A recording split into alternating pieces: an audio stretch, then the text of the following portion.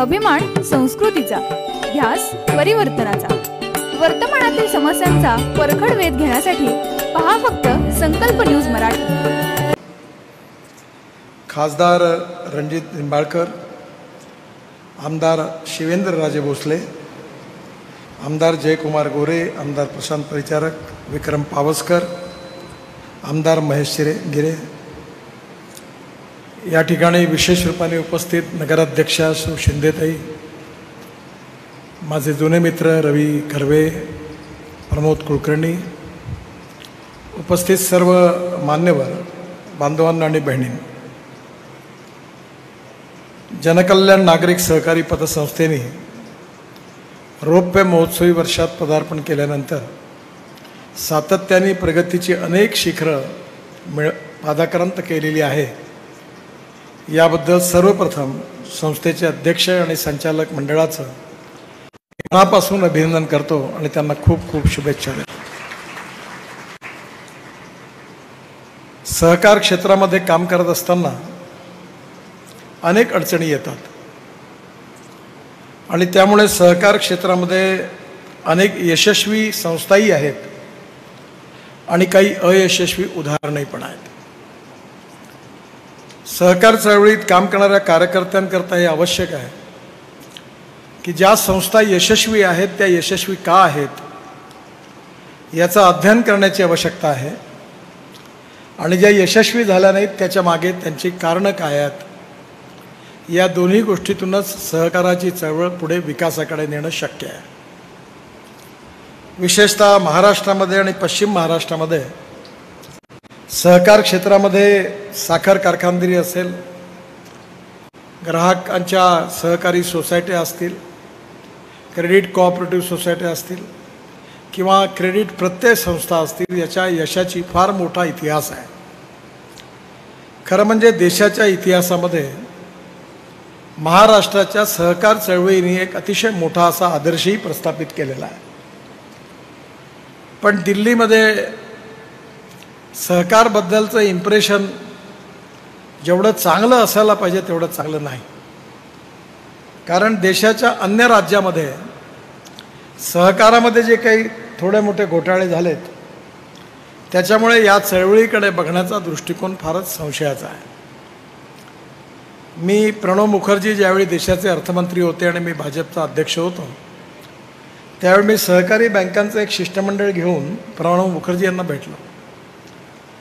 तेव्हा प्रणव मुखर्जींना मी सांगितलं की महाराष्ट्रामध्ये अर्बन कोऑपरेटिव्ह बँकांची सक्सेस स्टोरी कशी आहे, तर ते म्हणाले ये सक्सेस आहे। म्हणाला हां, पण त्यांना या बाबतीत माहिती नव्हती, कारण ज्या बँकांमध्ये घोटाळे झाले त्याची जास्त माहिती होती। त्यामुळे स्वाभाविकपणे सहकार चळवळ निकोप व्हावी, वृद्धिंगत व्हावी याचा संबंध कशाशी आहे हे सर्वार्थाने शोधण्याची सहकार क्षेत्रातल्या कार्यकर्त्यांना सगळ्यात मोठी आवश्यकता आहे। शेतकरी संघटनेचे नेते शरद जोशी यांना अनेक विचाराच्या बाबतीमध्ये मी त्यांना आदर्श मानतो। एकदा आम्ही नागपूरमध्ये सहकारी स्टोअर उघडलं मोठं, आमचं सुपर बाजार, पाटील साहेब तिकडे आले होते। त्याचा टर्नओव्हर होता 60 कोटी रुपये, तर त्याचे 3 स्टोअर्स होते। तर त्या कार्यक्रमाचं एकाचं उद्घाटन करायला ते जेव्हा आले तेव्हा ते मला म्हणाले, नितीन हे सहकार चळवळीचं यश सगळ्यांचं मिळून यश वगैरे हे काही खरं नाही। Success in cooperative is not a success of cooperative movement. The success in cooperative is the success of leadership of cooperative, and what quality of leadership, what character of leadership, that is important, असं ते म्हणाले। त्यामुळे सहकार क्षेत्रामध्ये जे संचालक आहे, अध्यक्ष आहेत, त्यांची जबाबदारी आहे की सहकार क्षेत्राची विश्वसनीयता ही संचालकांवर, पदाधिकाऱ्यांवर अवलंबून आहे। पैसा कमवणं गुन्हा नाही आहे, कारण विवेकानंदांजींनी पण सांगितलं की no philosophy can be taught to empty stomach. पण पैसा कुठे कमवायचा आणि कुठे नाही कमवायचा हे देखील लक्षात ठेवलं पाहिजे। राजकारण हा पैसा कमवण्याचा धंदा नाही होऊ शकत, तसं सहकार क्षेत्रात काम करणं हे देखील पैसा कमवण्याचा धंदा नाही होऊ शकत। आणि त्यामुळे सहकार क्षेत्रामध्ये मला विशेषतः जनकल्याण नागरिक सहकारी पतसंस्थेबद्दल विशेष रूपाने या गोष्टीचा आनंद आणि अभिमान आहे की राष्ट्रीय स्वयंसेवक संघ, विद्यार्थी परिषद याचे संस्कार ज्यांच्यावर झालेत आणि ज्यांना सामाजिक आर्थिक क्षेत्रात काम करण्याची संधी मिळाली, त्यांनी निस्पृह, निस्वार्थी आणि समर्पित भावनेने त्या संस्थेत काम केलं आणि त्या संस्था मोठ्या केल्या. खरं म्हणजे स्वर्गीय लक्ष्मणराव इनामदार ज्यांनी सहकार भारती आणि सहकार क्षेत्रामध्ये आपल्या अतिशय अनुभवी, प्रगड आणि समर्पित लीडरशिपने दिशा दिली, ती याच जिल्ह्यात. नरेंद्र मोदीजी नेहमी मला त्यांना गुरु समान मानतात आणि त्यामुळे सहकार भारतीतून बिना संस्कार नाही सहकार आणि बिना सहकार नाही उद्धार, हे त्यांनी आपल्या सगळ्यांसमोर मांडलेला. हा संस्कार काय आहे? आणि हा संस्कार म्हणजे व्यक्ती निर्माण आहे. अनिरुद्धजींच्या मार्गदर्शनाखाली चंद्रकांत दादांना मला अनेक वर्ष काम करायला मिळालं आणि विद्यार्थी परिषदेमध्ये आणि संघामध्ये आमची सगळ्यात मोठी काही पुंजी असेल तर आमच्यासारखे गोट्या समान, म्हणजे खरं म्हणजे आमच्यामध्ये किती कर्तृत्व आहे हा संशोधनाचाच विषय आहे, पण अशा लोकांना देखील यशवंतराव केळकरांसारखे, संघात भाऊरावजींसारखे, बाळासाहेबांसारखे ज्याचा सान्निध्य मिळालं आणि त्यांच्यातून जे संस्कार मिळाले त्यातून थोडा बहुत फरक पडला. मी एका विदेशी वाहिनीला इंटरव्ह्यू देताना त्यांनी मला विचारलं की तुम्हारा एजुकेशन करियर कैसा रहा? मतलब बहुत ज़्यादा नहीं, हम लोग तो ऐसे थे, मतलब कि नाटक सामने से देखते थे और पिक्चर पीछे से देखते थे. सगळ्या दंगामस्तीच्याच काळात जास्त इंटरेस्ट होता, खेळण्यामध्ये इंटरेस्ट होता, मारपिटी करण्यात इंटरेस्ट होता, त्यामुळे सामान्य माणसासारखं जीवन होतं. पण संस्कार मिळाल्यानंतर समाजाकरता, देशाकरता, गरीब माणसाकरता काम करण्याची प्रेरणा मिळाली आणि म्हणून आपलं स्वतःचं परिवाराने जीवन सांभाळत असतानाही देशाकरता, समाजाकरता, गरीब माणसाकरता काम करायचं आहे. जात, पंथ, धर्म, भाषा आणि सेक्स याच्यावरती उठून कुठलंही सोशल आणि इकॉनॉमिक डिस्क्रिमिनेशन न करता समाजातल्या तळागाळातल्या शोषित पीडित माणसाच्या विकासाकरता काम करायचं आहे. म्हणजे आता संजय कांबळेंनी जे सांगितलं तेच तुकाराम महाराजांनी सांगितलं की जे का रंजले गांजले त्यासी म्हणे जो आपुले तोची साधू ओळखावा देव तेथेची जाणा.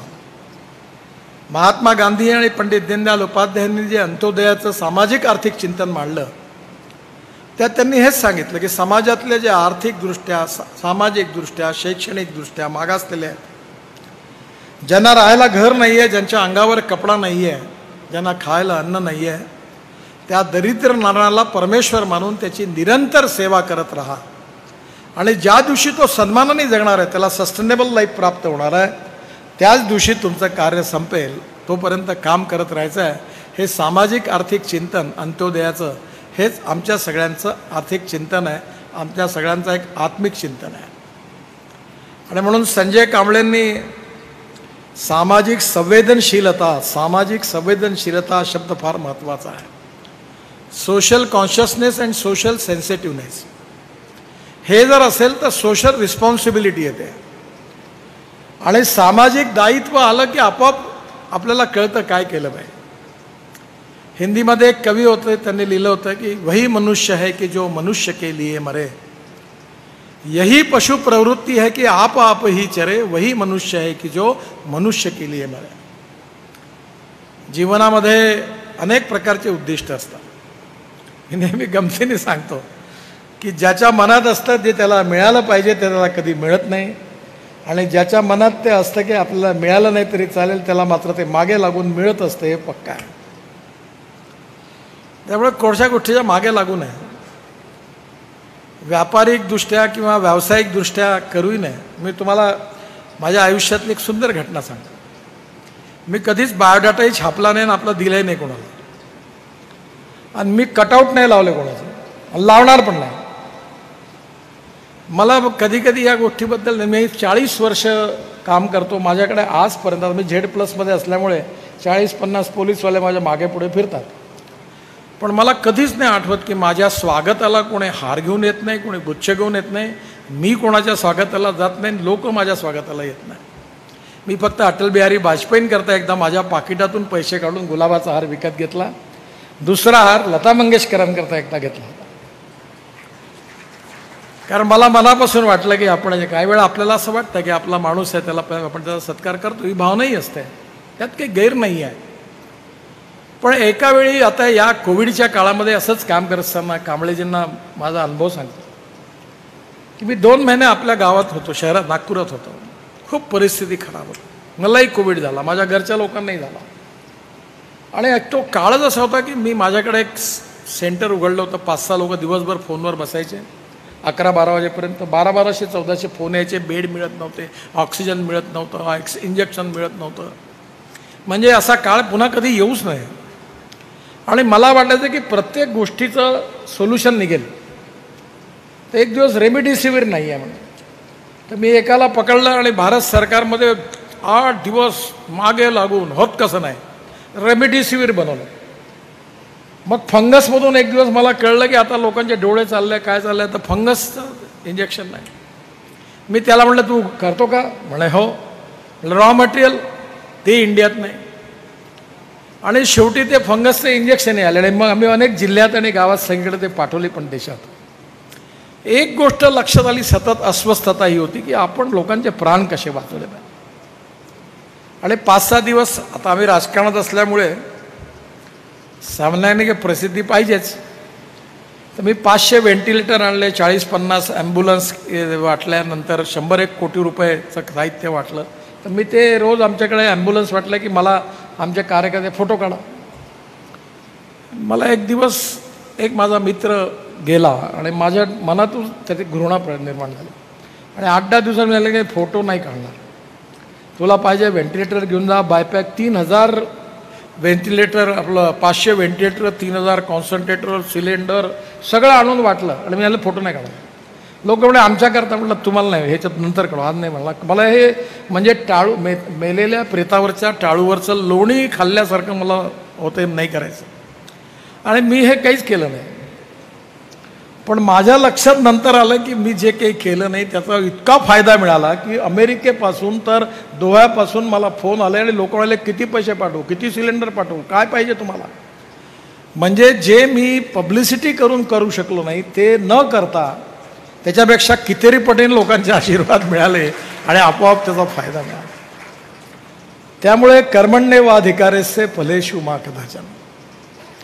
करणाऱ्याने करत राहावे, देणाऱ्याने घेणाऱ्याचे हात मागावे, कुसुमाग्रजांचं सुंदर कविता आहे. आणि संघामध्ये अनिरुद्धजींना माहिती झालं की वर्णेकरांचं सुंदर गीत होतं. तर मी रोज माझ्या चेंबरवर ते मोठं गीत लिहून ठेवलेलं आहे. मनसा सततम स्मरणीयम, वचसा सततम वदनीयम, लोकहितम मम करणीयम. मी साधूही नाही, संन्यासी नाही, समर्पित नाही, त्यागी नाही, तपस्वी नाही, विद्वान पण नाही. मला माझ्याबद्दल माहिती नीट आहे की मी काय आहे. पण मला एवढं माहिती आहे की मी माझं सांभाळून दुसऱ्याकरता काही करू शकतो का, समाजातल्या गरीब माणसाकरता करू शकतो का, जात पंथ धर्म भाषेच्या वरती उठून काही करू. मी राजकारणात आहे. माझ्याकडे येणारा कोणताही माणूस जातीचं नाव काढत नाही, माझ्याकडे येतच नाही. आला तर शिव्या खाल्ल्याशिवाय जात नाही. मी झालं हे धंदे माझ्याकडे नाही म्हटलं, हट होट द्यायचं ते नको देऊ म्हटलं. झालं. मी परवा नागपुरात एका मुसलमानांच्या ताजबागमध्ये गेलो. तरी तसंही माझा स्वभाव थोडासा विचित्र, म्हणजे मोकळा असल्यामुळे मी माझ्याकरता मुस्लिम मौलवींनी मोठा कार्यक्रम घेतला. 10,000 मुसलमान गोळा झाले. ते मी त्यांना म्हटलं तुम्हाला माहिती आहे का मैं RSS वाला हूँ, प्युअर चड्डीवाला हूँ, देना है तो वोट देना, नाही तो बाद में पस्ताना नाही म्हटलं. तर मी परवा गेलो तर माझा मोठा कार्यक्रम झाल्यावर खूप गुलाबाचे हार टाकले. तिथला अध्यक्ष प्यारे खान म्हणून तो माझा मित्रच होता. मी म्हटलं इतने हार डाल रहे हो, इतने फूल डाल रहे हो, साले वोट के दिन कहाँ भागे थे म्हटलं. कुछ नहीं मिले, तब वोट बिल्कुल कम मिले थे. तो ते संकोचले. साहब इस बार गलती हुई बोले, अब अगली बार चिंता. मतलब तुम वोट देना है तो भी मैं आपका काम करूंगा, और तुमने नहीं दिए तो भी आपका काम करूंगा. मानवता का काम सबका होना चाहिए. यही हमारे धर्म और विचारधारा ने हमको सिखाया है. हमको ये नहीं सिखाया कि सेवा में डिस्क्रिमिनेशन करो. आणि त्यामुळे सहकार चळवळ ही सेवेचंच माध्यम आहे, पण आर्थिक प्रगती आणि विकासाची चळवळ आहे. आणि ते जे उत्तम संस्कार ज्यांच्यावर मिळाले त्याच संस्था चांगल्या चालतात. पण हे केवळ आपल्या परिवारातच आहे असं नाही. आपल्या परिवाराच्या बाहेर देखील खूप चांगली माणसं आहेत आणि कदाचित ते आपल्या संघटनेशी संबंधित नसतील, पण तेही अशाच विचाराने काम करणारे असे असंख्य लोक देशाच्या कानाकोपऱ्यामध्ये आहेत. निरनिराळ्या पक्षात आहेत, निरनिराळ्या विचाराचे आहेत.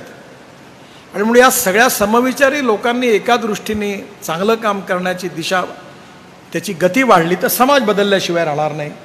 आणि समाजाचा केंद्रबिंदू व्यक्ती आहे, त्या व्यक्तीला बदलवणं हे आपलं कार्य आहे. आणि त्यामुळे तुम्ही एक संस्था डुबली तिला हे केलं. आता हे रिझर्व्ह बँकेत पटतच नाही त्यांना की एक संस्था डुबली तिला दुसरी केली तर ही वाचून जाईल. हे पटवता अधिकाऱ्यांना वाटतं की ही संस्था डुबेल, तुम्ही हे नका करू. पण आपला अनुभव आहे की हळूहळू चांगले कार्यकर्ते, चांगली लिडरशिप, संस्कारित लिडरशिप, समर्पित लिडरशिप हे काम करून दाखवतं. आणि म्हणूनच जनकल्याण या नागरिक सहकारी पतसंस्थेचं हे जे यश आहे याचा मला खूप आनंद आहे. दादांनी जेव्हा मला कार्यक्रम सांगितला तर जनरली माझा ऑफिस आता माझ्या डिपार्टमेंटच्या सोडून कार्यक्रमाला जातच नाही. तर मी सांगतो आता एवढेच कार्यक्रम, मला एवढे पूल रस्ते आणि टनेलचे काम तेच करून मी थकलो. आता त्याचाच कंटाळा आला, कारण तेवढे उद्घाटन करता करता काही जमत नाही. पण काही कामं कार्यक्रम अशी असतात की जे आपल्यालाही काही शिकायला मिळतं. मी आत्ता एका ठिकाणी दादांबरोबर गेलो होतो शेखरकडे, तर मी म्हटलं बघा मला आयुष्यात हे जमलं नाही. खूप दिवस माझी इच्छा होती की लो कॉस्ट हाऊसिंगची कॉलनी बांधायची, पण मी काही यशस्वी झालो नाही.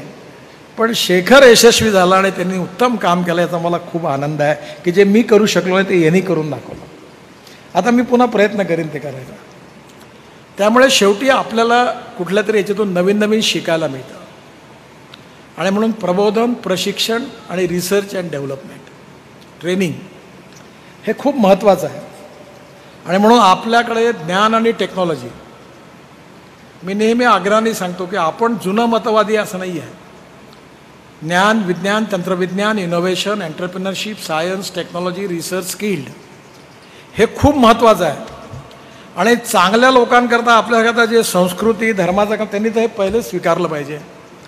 आणि त्याच्या आधारावर मूल्याधिष्ठित जीवन पद्धती, परिवार पद्धती, इतिहास, संस्कृती, विरासत आणि विचारधारा आणि जगातली बेस्ट टेक्नॉलॉजी या दोघांचा संगम करून राष्ट्राचं पुनर्निर्माण करणं हेच आपल्या सगळ्यांचं स्वप्न आहे. आणि हे स्वप्न जे आहे हे ॲग्रिकल्चरमध्ये, इंडस्ट्रीमध्ये, हँडलूममध्ये, हँडीक्राफ्ट्समध्ये, ऑर्गॅनिक फार्मिंग, निरनिराळे क्षेत्र आहेत. विचार एक आहेत, कार्यक्रम अनेक आहेत. आणि या माध्यमातून सहकार क्षेत्रात चांगलं काम संस्थेने केलं त्याबद्दल मला मनापासून संस्थेच्या संचालकांचं खूप खूप अभिनंदन. आणि त्याचबरोबर तुम्ही पुरस्कार्थी म्हणून संजय कांबळेंच्या एहसास संस्थेला निवडलं. त्यावेळी अनिरुद्धजी आहेत, कर्वेजी आहेत, रवी कर्वे, कुलकर्णी, त्यांनी चांगलंच संस्था निवडली. खरं म्हणजे समाजात ही गरज आहे की असे कानाकोपऱ्यात एकटेपणात राहिलेले लोक जे समाजाच्या सामाजिक आर्थिक परिवर्तनाकरता, शोषित पीडितांकरता काम करतात, त्यांना राजाश्रय आणि लोकाश्रय दोन्ही मिळायची गरज आहे. तर ते अजून चांगलं काम करू शकतील. पण तुमच्या संवेदनशीलतेने आणि सामाजिक जबाबदारीतून 25 वर्ष पूर्ण झाली म्हणून एखाद्याने आणलं असतं की 25 वर्ष झाली तर संचालकाचा सत्कार करा. म्हणजे अशी विचार करणारे लोक. मी एकदा पवारसाहेब आणि मी एका नागपूरमध्ये एका पुतळ्याच्या उद्घाटनाला गेलो होतो. तर ते जे व्यक्ती होते ते जिवंत होते ज्यांनी आपला पुतळा उभारला. तर मी त्यांना विचारलं तुम्ही जिवंत म्हणे का हो पुतळा उभा केला आणि आम्हाला बोलावलं. तुम्ही मेल्यानंतर आम्ही आलो असतो तर झालं असतं, पण आता तुम्ही आम्हाला आत्ताच बोलवलं. ते म्हणे नितीन एक लक्षात ठेव म्हणे, मी जिवंत आहे तोपर्यंत मी पुतळा उभा करून घेतला, माझा मेल्यानंतर माझा उभा करतील की नाही याची गॅरंटी काय आहे म्हणे. मी म्हटलं तुमचं बरोबर आहे. म्हणजे सहकारामध्ये असेही विचार करणारे लोक नाही आहे. पण तुम्ही विचार केला की आपण संजय कांबळेंचा पुरस्कार दिला पाहिजे. हीच तुमची जाणीव, तुमच्या संस्काराची, खऱ्या अर्थाने झालेल्या संस्काराची परीक्षा आहे. त्यामुळे संजयजींनाही पण त्यांच्या कामाकरता खूप खूप शुभेच्छा देतो. आणि आपल्या संस्थेची उत्तरोत्तर अशीच प्रगती होत राहील याकरता मनापासून शुभेच्छा देऊन माझं बोलणं संपवतो. धन्यवाद.